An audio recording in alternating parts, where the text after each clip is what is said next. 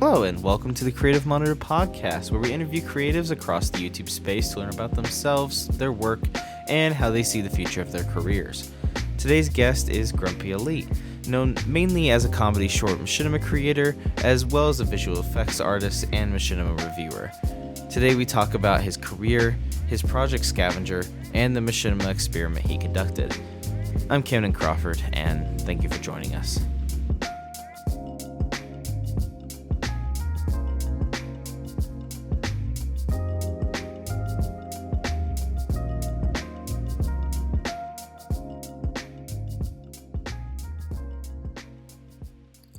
All right, and welcome, Grumpy, to the podcast. Good to see you, my friend. How are you doing today? I'm doing pretty good. Thanks for asking. Yeah, trying to talk like we didn't talk for about 30 minutes prior to the podcast, asking about each other's day. Doesn't really always work out. No.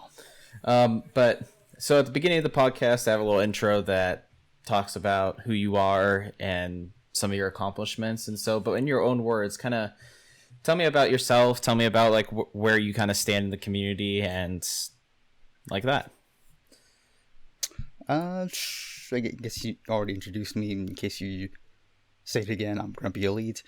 I do a lot of different types of machinimas. I do shorts to short films, and where I stand in the community is, at least at this point, sort of more as a advisor, sort of giving people feedback, ideas, because I get a lot of messages of people saying, can I do this? Can I do that? Oh, how would I go about this? So I would say right now it's mostly just someone who can give out information, because I've built a lot of knowledge and experience over the years, so I can give whatever you need.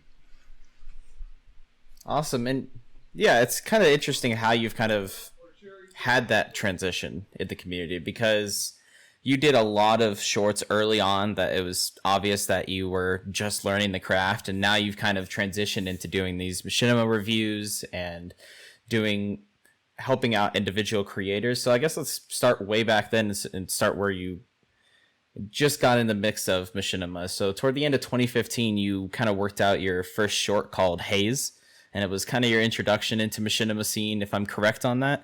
And so what was your motivation to start creating stories in this category of filmmaking? Mostly because I've always had an interest in it since 2007, but I've never, being a kid, didn't have money to get the equipment for it and didn't really know how to do things. So I would either just work with friends who did know what they were doing, or I did start making machinima back in 2010, when I had a capture card from a friend who didn't want to do it anymore. But unfortunately, the channel that had a bunch of the stuff we were doing is gone, ceased out of the void, and that was mostly we used a lot of anime music. And biggest advice here, don't be careful on what music you use, because some companies are very lenient. They'll let you monetize your videos with music. Other times they will strike you down, and that's what's happened to the channel. So I didn't do YouTube for a while, mostly because I was getting kind of out of it, and I was moving a lot, being a military family, until we settled down finally. And then I was getting back into watching machinimas, sort of catching up on what was going on, and that's when I got my Xbox One, which came with the game DVR. And that's the big thing for me, is I like to do my stuff on the cheap. I'm on a very low budget, and I basically had a way to record footage for free, which is how I then decided, you know what? Let me get back into it. Let me finally make something proper. And so with that, that's how you started making Haze. You made a couple other shorts from there.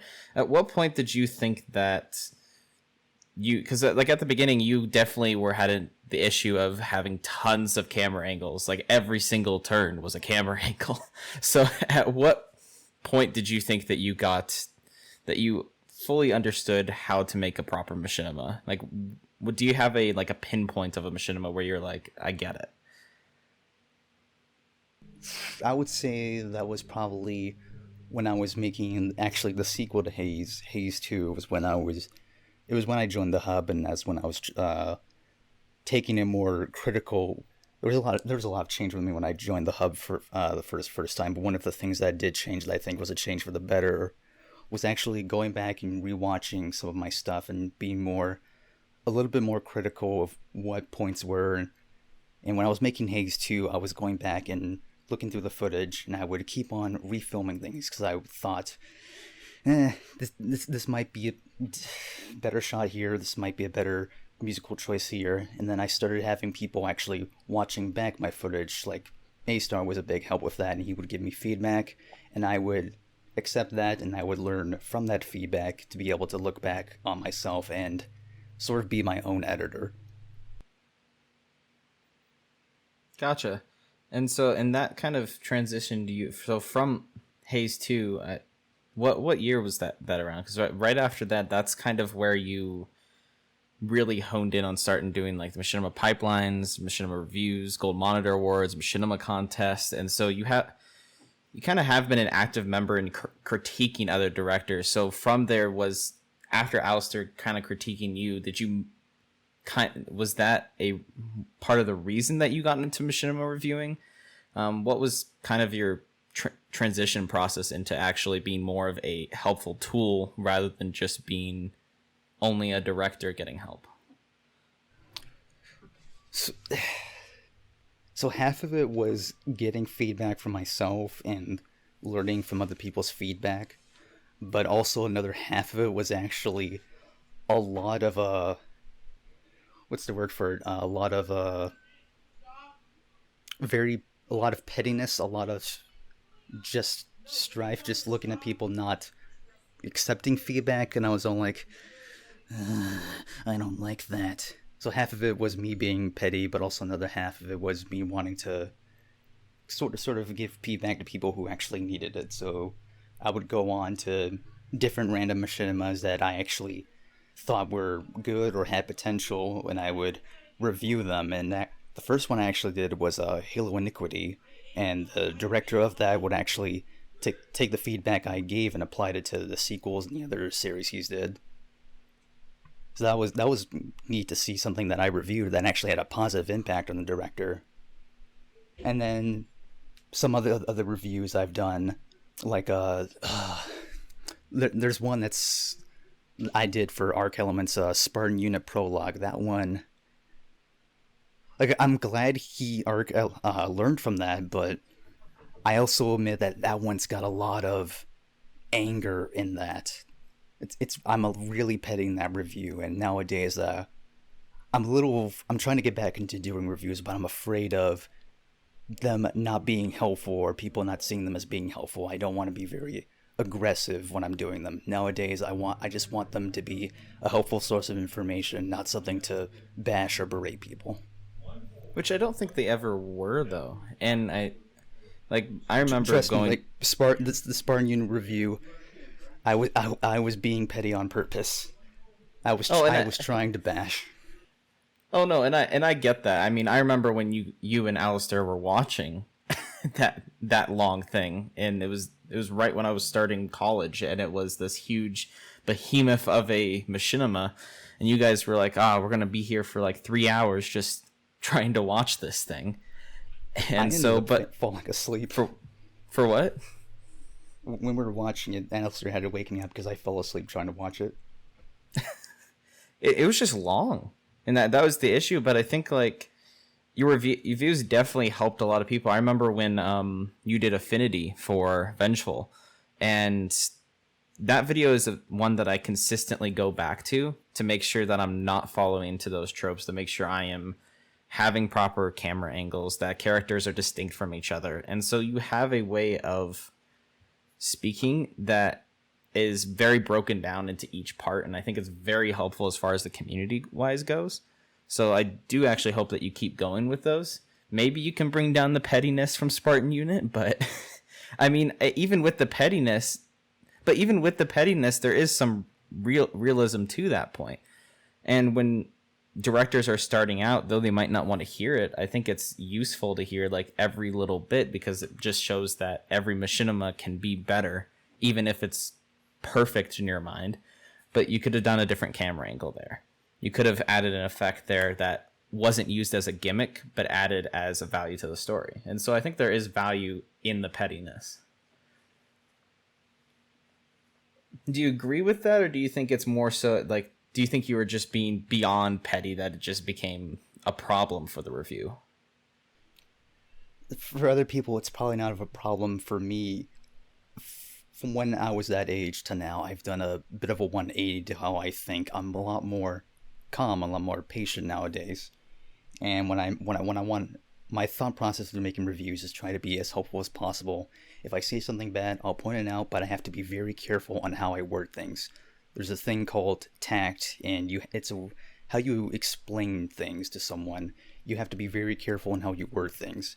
And back then, I don't think I had a lot of care for being tactful. And another thing about that is trying to also not only like putting the things people aren't doing well and trying to give them feedback about them, but another thing I'm trying to, with some of the reviews I'm doing now, or at least still in the writing process, is pointing out what people do right and telling them, you're doing this right, try to double down on this.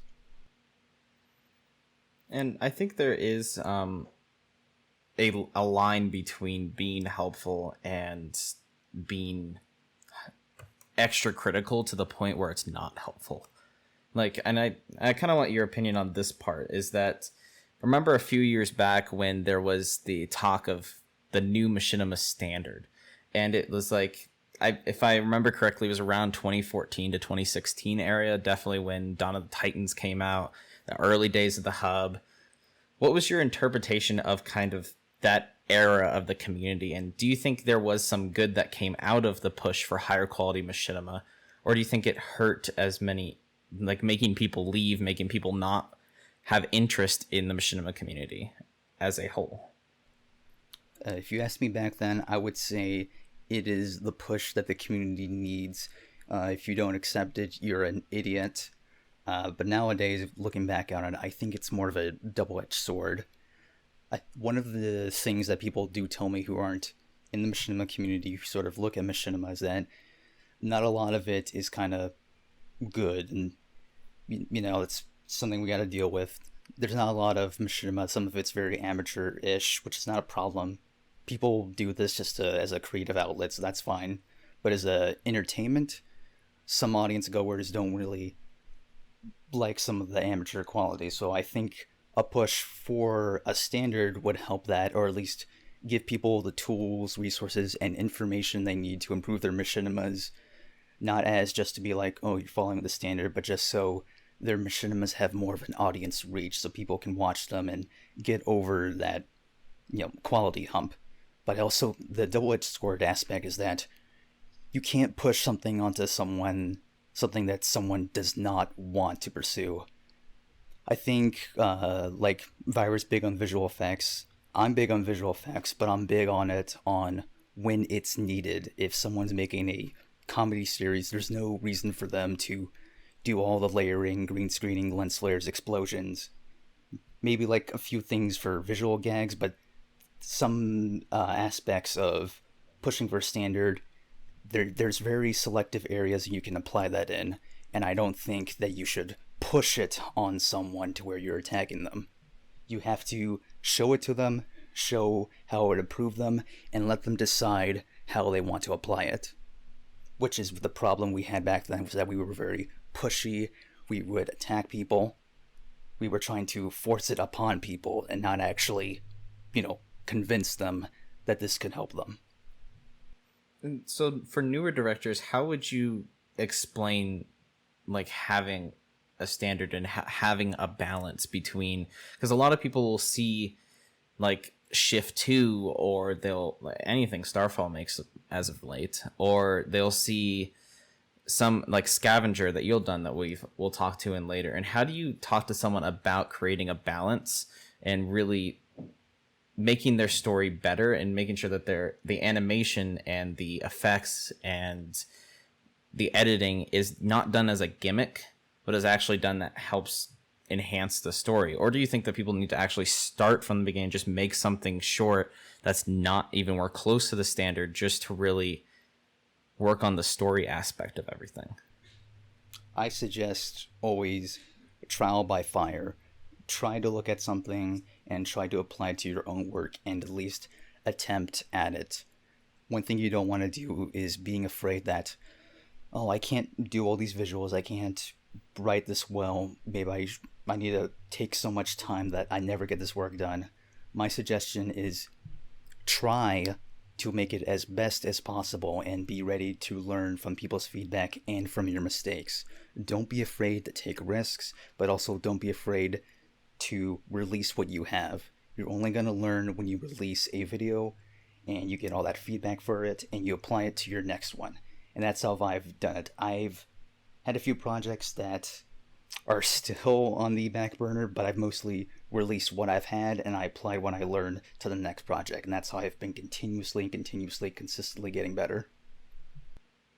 And you talk about the back burner. I remember when you posted your video at the beginning of the year where you were like, here's all the projects that I have, I'm working on them. You release Special Delivery, you release Scavenger, which you've critiqued yourself heavily on those because they were past projects. And Scavenger was your latest project, and it's by far one of the most amazing projects that's come to the community, in my opinion, because there's a lot of, in machinima terms, practical effects for the way you do things as far as a film angle standpoint. How was the concept of that project and working to make that,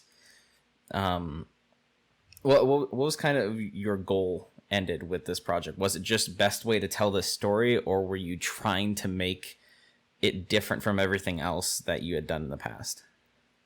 So initially when I was making that, it was just supposed to be a 3-minute short for an action contest. It was just going to be a chase. There was no story. There was nothing at it.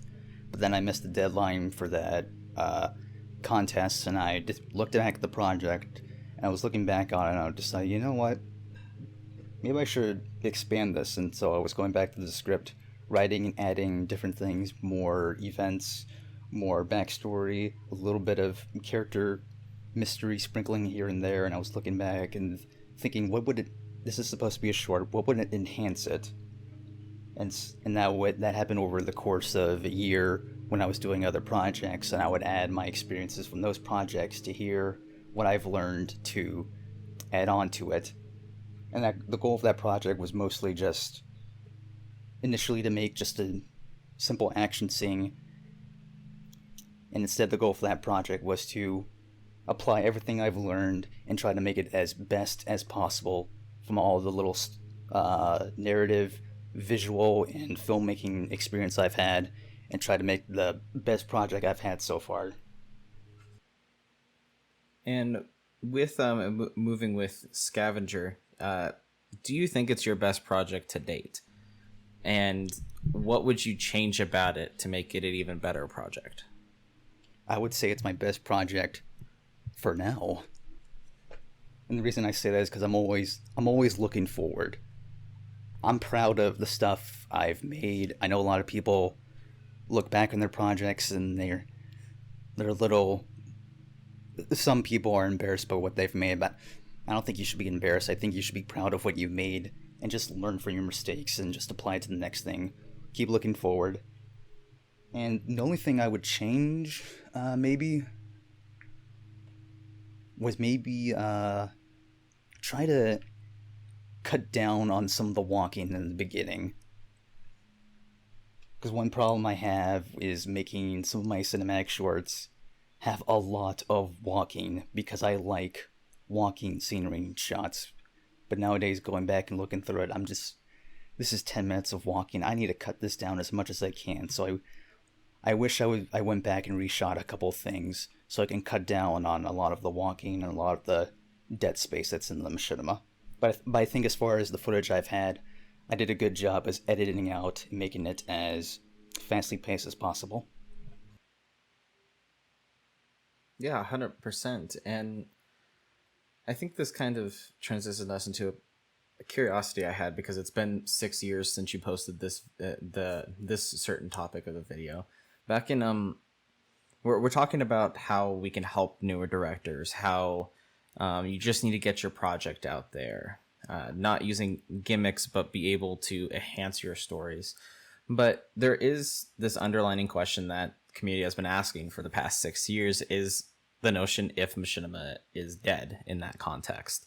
And there's a lot of different ways you can take that terminology. You can take it as, is the community dead? Is the practice of working on Machinima dead? And when Nightmare Films posted his video, you did a response, and at the time you didn't see that the Machinima as its whole was dead. But there is some kind of underlining issues that we've seen, like where Machinimas would gain 100,000 to maybe over 1 million views, or we're talking about some of Nightmare or Evan Royalty's old videos. And now most projects are lucky to even get 1,000 views. And we have some directors all the time talking about the golden age of Machinima is over and how we'll never hit that point. What do you kind of say to that whole subject of Machinima is dead? And do you still hold the belief that it's not dead and that you think it can keep going? I would say back then I was, a year into it, I was very optimistic because I was making things and I'm getting back into it. I'm thinking, you just got to keep doing things. It's not dead. Just keep going. And then throughout the years, I would flip-flop, I don't know, my stance on it, just based on my steady mind and how the community was in the moment. Currently, right now, my opinion of it is that it's not dead, but it's in a state of constant dying, so to say, is that it has its problems. Like, one of the biggest is viewership.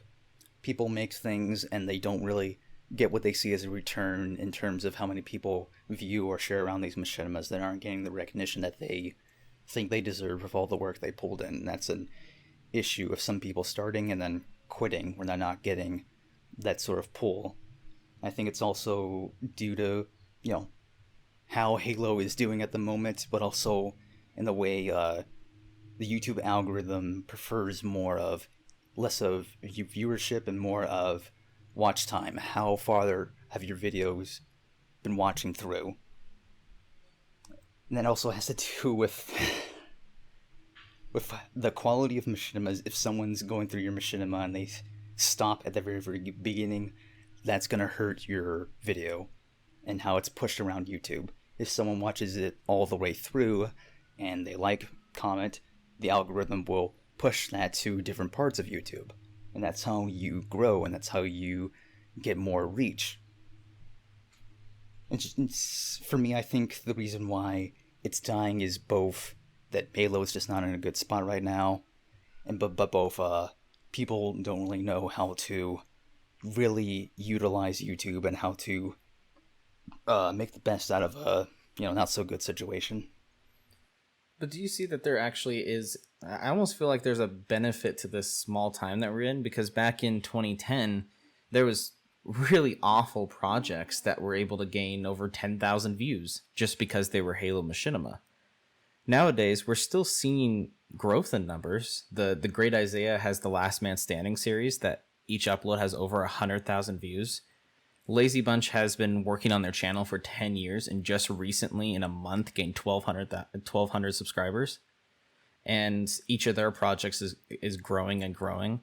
And there is cases where people are starting to get viewership and recognition when their projects are actually well done and well produced. And so do you think this is actually a good thing, that not every bad project under the sun is getting 1,000 views, whereas you actually have to put in a lot of time, effort, and work to get to the point where you're like, I can actually get this much viewership?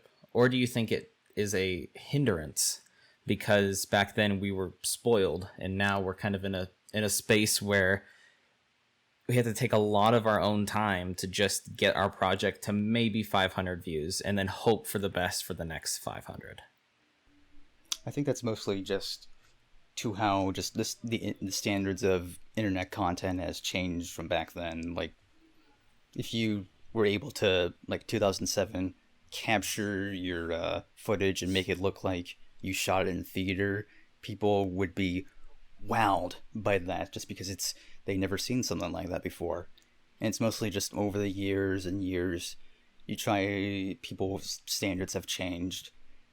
You try to record something in front of your TV that's not really going to get that many views. But also that, in terms of those two examples, Lazy Bunch and Great Isaiah, I'd say it is due to the content they push out is just really well made, and both in how they play with the format of having their content being able to be viewed from start to finish and having multiple types of it that it's being able to be pushed around.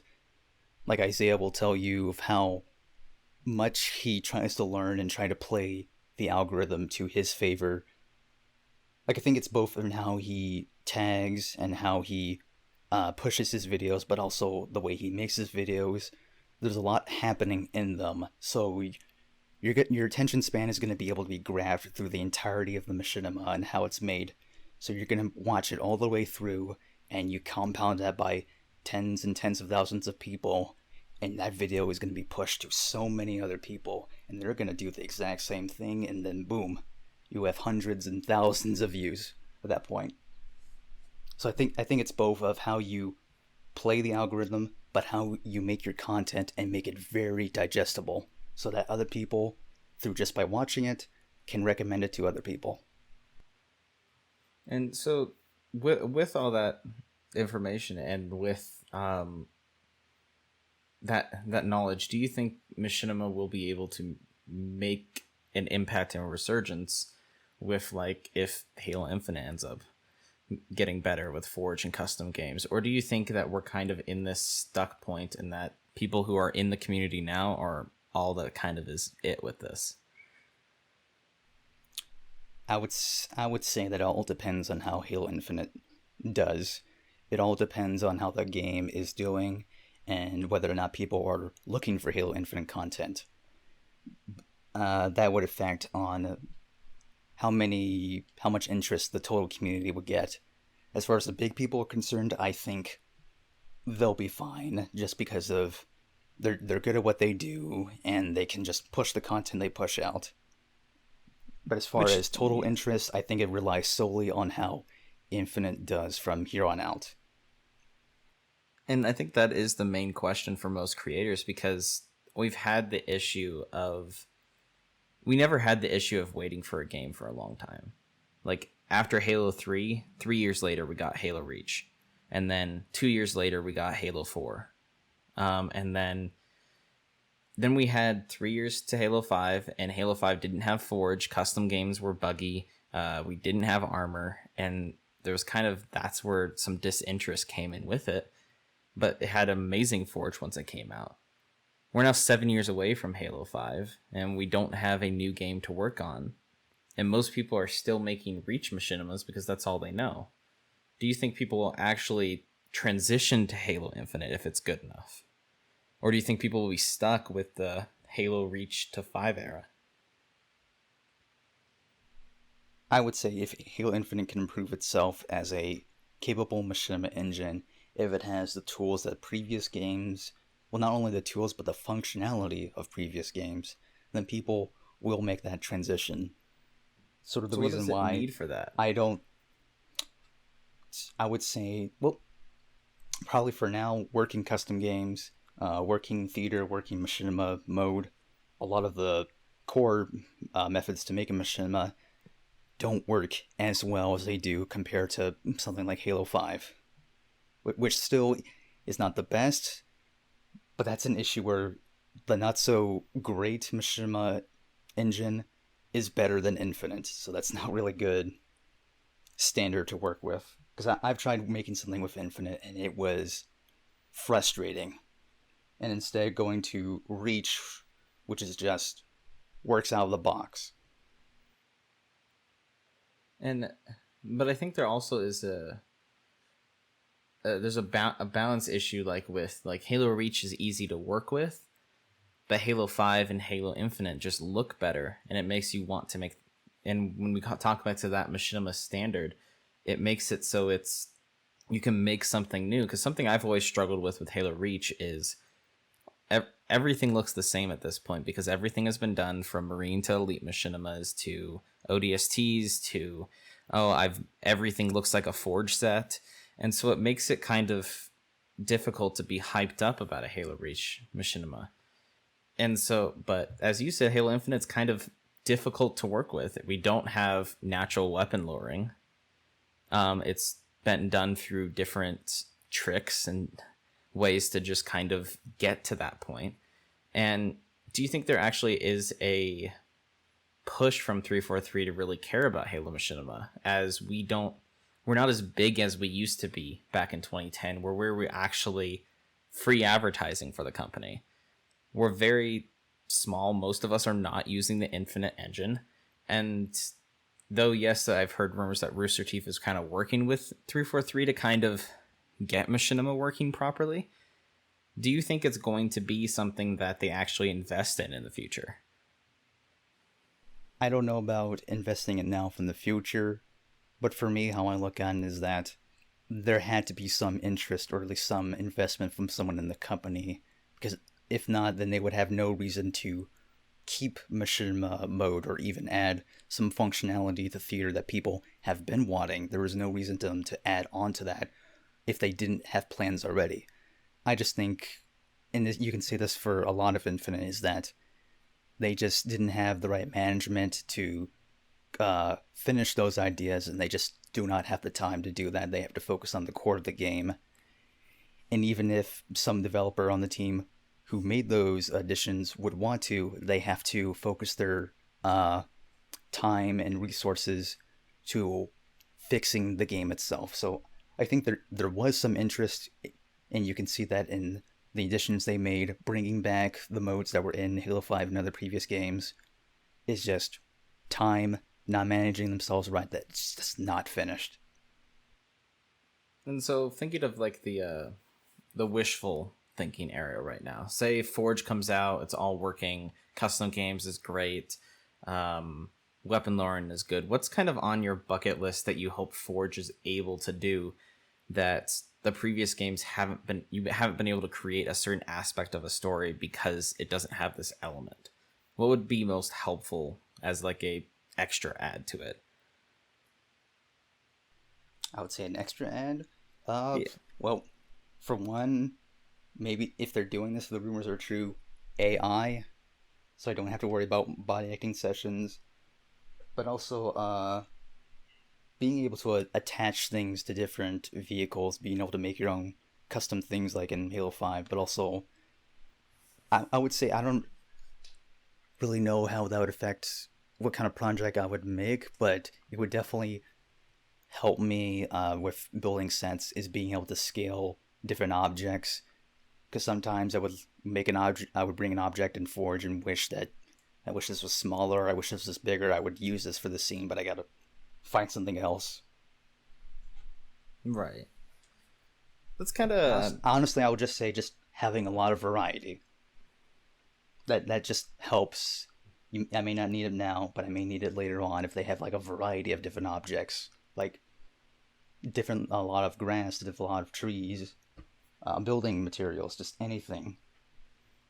well, because trees and grass and like just wildlife is something that we've had a issue with not having anything. Like Halo Reach, they just added like about a year ago or something, like one tree into that, and so you saw all these maps come out. I think Polycore did a machinima where it was just a full forest of all those trees, and it because that's the only aspect they give you, and so different variety definitely would help make something new and make not every machinima look the same, as there was the issue with Halo Reach where everything was done on Forge World, and so you could tell everything was done on Forge World.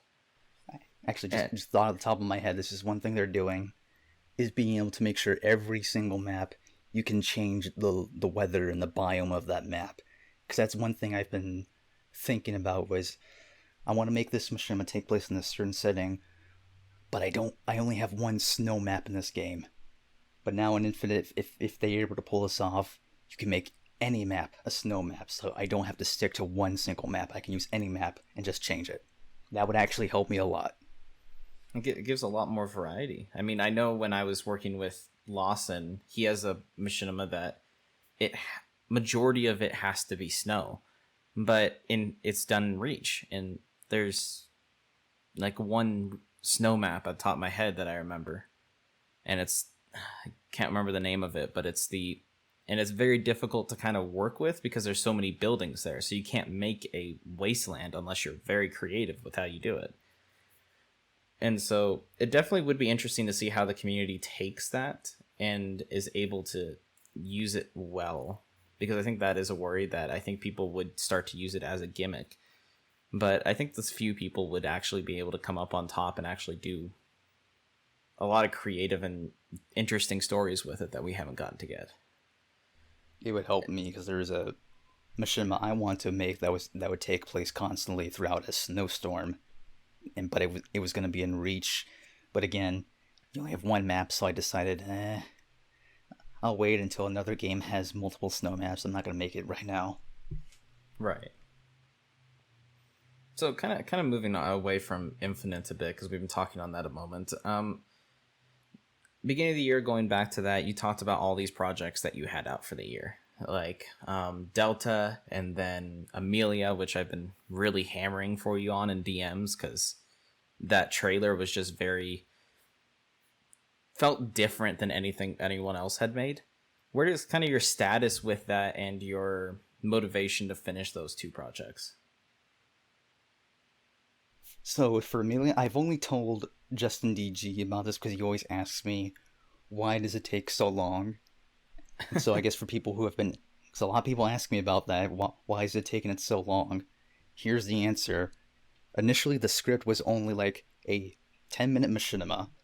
It has now been rewritten so many different times that it's now a full-on movie at this point. So the reason it takes so long is because I'm constantly rewriting it, adding more ideas, cutting things out, streamlining it. And I've had the help of Starfall Mateo Arts, who's been helping me. And at this point, we're finally working on a final draft that we're able to finally sit down. No more changes. This is the story, how it's going to be. I am completely happy with the way it turns out. And hopefully it gets done by... Or there's going to be a delay, but hopefully next year, like maybe beginning, middle of next year, it is done. No more worrying about it, no more delaying it. It is out there. Because that's the hardest hurdle this project has, is just writing on it. Because it's very dialogue heavy.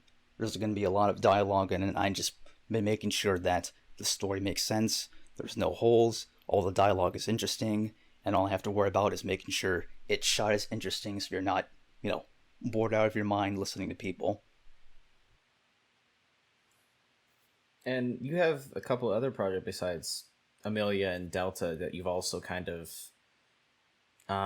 what's the right word for it? You've kind of adopted almost. We talked a little bit about this before we started the podcast, but people have been giving you projects like Starfall has given you, Ascend Hyperion has given you a project. How did you get to the point where you just are the adopted father of all these directors' projects? Is it because you just wanted them to be completed and so you wanted them, or was there different agreement? What's kind of the process in getting those projects? The process, well, half of it is being friends with these people, but also I've seen a lot of, over the years, people have start projects, and some of them I'm involved with, and seeing them either crash and burn, or the director can't really do this aspect of it. And when you get involved for a project and you see it, you get excited for it, and then you hear that it's canceled, it makes you a little depressed that wasn't brought to fruition. And so with Starfall, with Remnants, the script was already laid out. There was a lot of footage there that I helped with. And then he lost interest in it, kind of had to cancel it out. And so I got a little disappointed because I was looking forward to it. So I told him, do you want me to take it over? I'd be happy to finish it. And so I'm starting with that. And then from there on, it just compounded to different people sort of looking at that and saying, hey, would you be willing to take this off my hands? And so mostly it's, I don't like it when people cancel something because they either don't have the time for it or they lack the ambition, and I don't like seeing what they've worked on go to waste. And so where are those projects at as far as are they kind of still in the back burner, like Delta and Amelia, that's where I'm at? Or and you'll get to those when you get to those, or are you still doing a little bit of them? Are they kind of having a release date of next year, or do you not even know? That all depends. Like, I know for Remnants, the thing about it and how I work on projects now is that for them, they have the script already done, so all I need to worry about is getting people to voice them. And so how I do my projects nowadays is I wait for all the voice lines to come to me, just wait on people to get their stuff done, and then I will go ham on getting this thing done. So, for example, Remnants, I'm waiting for one final voice actress to give me her lines, and after she does that, it's probably going to come out within a couple of weeks, because I'll just go 100% working on it, crack out as much as I can in a short amount of time. Because I know I can work myself out, but I don't like to. People have their own lives, so I wait on them to finish their, like for example, voice actors. I wait for them to finish their lines. I don't hound on them, and I work on something else until they're done. Once they finish that for me, I go 100% at it. So that's why a lot of my projects are on the back burner, because I'm just waiting for lines. And on that point, it's kind of a off the top kind of question. How do you feel about the relationship voice talent has with the machinima community at this point? Because we have something that we've always had an issue with is because I think it could be better. Because everyone has everyone is doing it for free, and some days now, I've started paying my voice cast because I respect their talent and I can do that at this stage.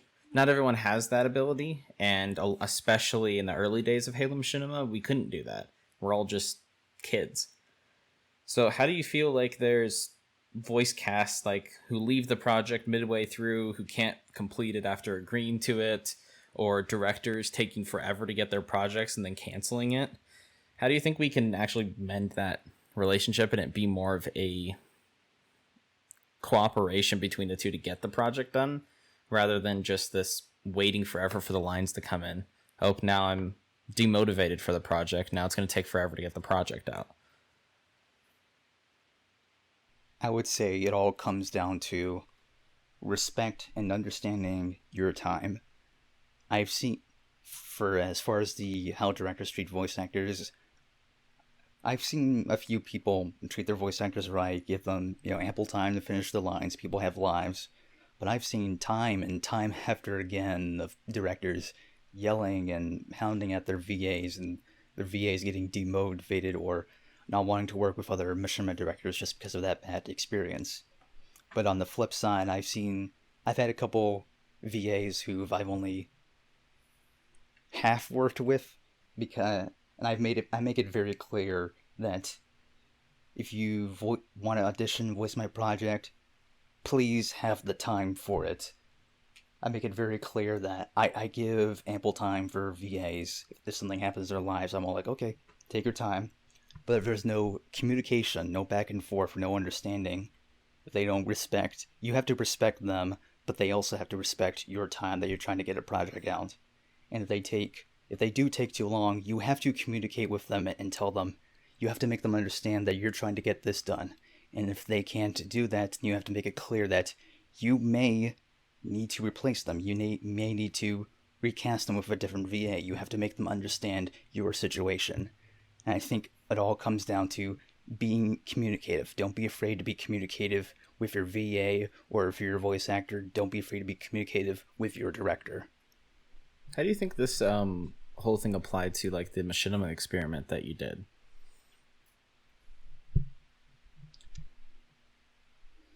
Oh, that was that was a bit crazy. I ended up at first I was thinking, oh, a month is good enough to make all these machinimas. I ended up having to extend deadlines just because, people. I made the mistake of scheduling it when people were gonna have were gonna have midterms or final exams. So I ended up having to extend all the deadlines, especially for voice acting, because people, they have things to do. They had things to do at that time. School deadlines. It's also Christmas, so I had to extend it all the way back. So that was just understanding that, hey, give people enough time and they'll get their stuff done. But also just the experiment there. Like, it turned out a lot better than I was expecting. There was a lot more turnouts, a lot more finished work. But I made it with the understanding that things may not get done, and that was okay. That was part of the experiment, was to work with what we were going to get. And for those people who don't know, what was the Machinima Experiment that you came up with? And kind of after that, like, do you think you'd ever do something like that again? Idea behind the experiment was to see how well people would work with giving their work with other people, how they would collaborate with being part of different parts of a project, and being able to work within a set amount of time. And the experiment was also to see how well people work with failure, to see, even if a part of the experiment was divided into 4 weeks. It was script writing for week 1, body acting and filming for week 2, voice acting for week 3, and then editing for week 4. Part of that experiment was also seeing if one part of a project's work during a week didn't get finished, was seeing how the person who was get assigned with that previous work works around those issues. Which I'm proud to say a lot of people were able to work around a lot of the issues. And do you think you'd ever do something like this again, or do you, like, was it too hectic for you? Oh, I came out of that thinking, I want to do this again, but I was originally going to do it this summer, but I didn't get a lot of the planning done, because I think one of the things that I need to learn from that was planning a lot more things out, because I had to do a lot of changes, a lot of impromptu stuff, because people were asking for different things they needed help with managing it. And so it's just, I'm going to do it again, but I'm only going to do it when I have a proper, more specific laid out plan for it. And I might do that soon-ish, hopefully, because I still want to do it during the summer, because people have time off right now. Right. And apologize to anyone who can hear it in the background. There's a train going by at the time of this recording. Of course, it's going to happen right at the end here. But I guess, like, to wrap things up and everything, I kind of wanted to know, where do you hope Halo Machinima goes from this point?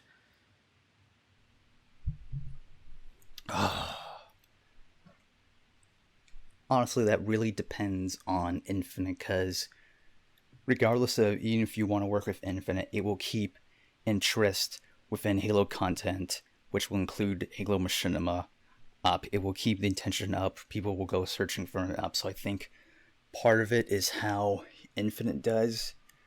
Where I hope it goes, honestly, is just more people making things. And I guess really, really where I want to go, I just want to see people making unique and interesting things.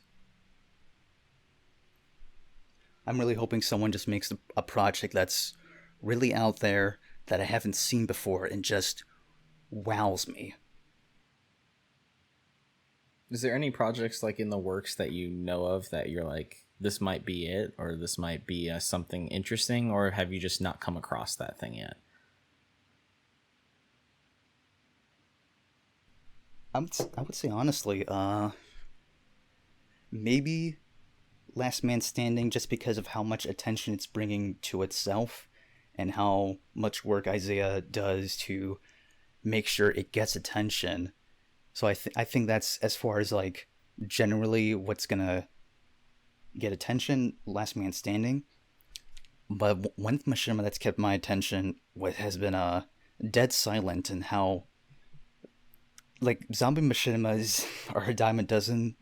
They get generic very quickly. There's a lot of imitations, not really well done. But Dead Silent, I think it's a very, both in both its technical aspects and its narrative, very interesting take on zombie machinimas that made me feel a bit different than how I would view other zombie machinimas. It's very unique in its take, by also just being a good machinima, but being an excellent, unique zombie machinima. The sets are beautiful in it too. They have an amazing forge team on that. Amazing. I think, like, all the people, if you haven't seen it, for anyone who's listening, go watch it. But there was, I think it was episode 2 of Dead Silent. There's a scene where they're trying to trap all these zombies and take them out. And one of the plans of the characters is to I think, blow up a cliffside and have a bunch of just giant crates just coming down and ramming on these zombies. I've never seen that. Even though we have the capabilities of doing it in Machinima, I've never seen someone have the idea of having a character explode a bunch of environments, a bunch of debris, and having just ram it against the, I guess, quote-unquote antagonists. Because mostly what we've seen is nothing bad, but like in Oblivion Act 1, where it would blow up and then we just cut to the next scene. Mm-hmm. Not you seeing never see the act. Which was definitely a different content. Like, I give Dead Silent probably the most praise at any machinima coming out, because we haven't seen anything that has been this consistent in quality.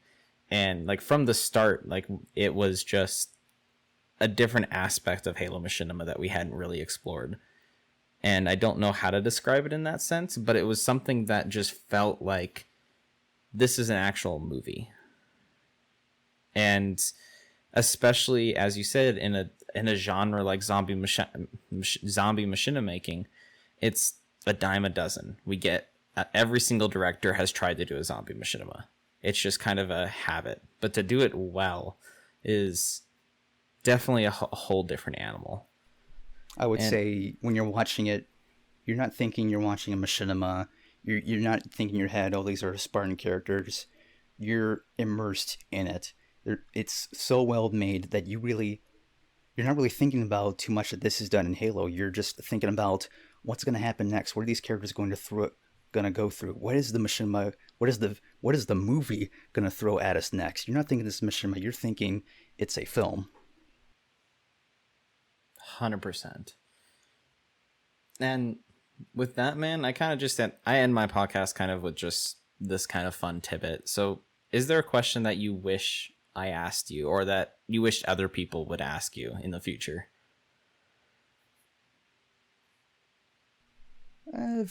Ask me in the future. I guess what people. This is also born from pettiness, but people. I guess I like people ask me, because it's something I am very strongly feel about, is, the importance of visual effects, because I know that's a very hot topic, and I have a lot of opinions about that. About which part of visual effects? My apologies. It kind of was a little quiet there. The whole attitude towards it, because I understand people don't like it because, virus, pushing for it, not being very, very pushy about it. But I also think, like, besides that, applying it to myself, I've been able to. I think people should at least try it and see how they can apply it to their own machinimas. Because usually people think of visual effects, they think explosions, lens flares. And for me, I think if you're not making an action machinima, if you're making something that's very narrative driven, you should look on how to apply visual effects such as color grading to enhance the mood, to create a unique feel to your scene, to enhance the narrative experience of that. I think people view visual effects very narrowly minded and not looking at how can I twist VFX to change the mood of a scene, to add unique flair, to maybe be able to create the illusion of a unique setting, to create unique visual shots, or for comedy, to create unique visual gags. Do you think the reason people are not invested in the visual effects, do you think it mainly is because of the stigmatism of virus and they only think I he think lens so. flares? Or I not only think because of virus, I've also think because I've been in it and I myself have participated in perpetuating that stigmatism. But I think there's also a quality of people just not wanting to take the time to do it because it's a lot of extra work. That's completely fine. What I'm getting at is at least try it, see if you can use it. If you can't, at least you've tried. More or less, I'm saying is to at least see if you can use it for your unique situation. If you try visual effects out and you decide I don't really need it, then that's good. That's why I encourage is to at least try it, because I've seen a lot of people who discredit it without actually giving it a shot. And I think there is kind of it depends on how you use it. And I think there's a great Definitely. Metaphor with the main filmmaking industry is whereas like people see visual effects as a bad thing because of like Marvel films or the overused in the prequels of Star Wars, but then they don't like see like, oh, there's actually unique color grading here. Oh, here's a Christopher Nolan film and what he's able to do with just some small different changes to different things. And I think the important thing is using them to enhance the story, but also not being afraid to fail at it, because there's kind of like people like Starfall or who else has done it? But they Outlet Chief did a lot of amazing green screen effects that made it so that field of view was really clear, and how we got different angles that we never got to see before that are not possible with Halo Reach Machinima almost, or at the very least very difficult to make. And so it's interesting when people either go full into the boat of visual effects or won't even try it because they're either too scared to do it or there's a laziness factor to not even try. And I think that's kind of that's kind of what I've seen mostly is people who have just not wanted to even go into that avenue as seen as a gimmick or not wanting to try and do it. There are some people who just don't feel like they need it, and that's a totally okay aspect, but I think I agree with you in the fact that it's something worth trying because it can be a way to just enhance your story in a completely different way that you didn't think was possible. You never know unless you try, and it's better to try and know that I don't need this than to never know at all. 100%. Well, anyway, man, thank you so much for joining me on this podcast. It's been great to get to sit down and actually talk to you about these things. Where can people go to look you up and watch your content and follow you on social media or anything? The floor is yours for that kind of. If you want to see any of the machinimas I've made, see for yourself, judge me, judge my work by it and backing up what I've been saying, you can check me out on YouTube / GrumpyElite. And if you want to follow me on Twitter for some of the SFM 3D artwork that I post or the memes I retweet, then you can follow me at GrumpyElite at twitter.com. Awesome, man. And if you're listening to this on YouTube, it will all be in the description of that. If you're watching or listening on a different platform, just come over to the video or look it up on Twitter and YouTube, and you'll be able to find GrumpyElite. But again, thank you, man, for taking the time to sit down and talk with me with this grueling long podcast. I guess it's not that long. It's only about an hour, but I still appreciate you taking the time out of your day to just sit down and kind of talk with me. No, completely good. I have all this thoughts about machinima, so it's good to get it out there.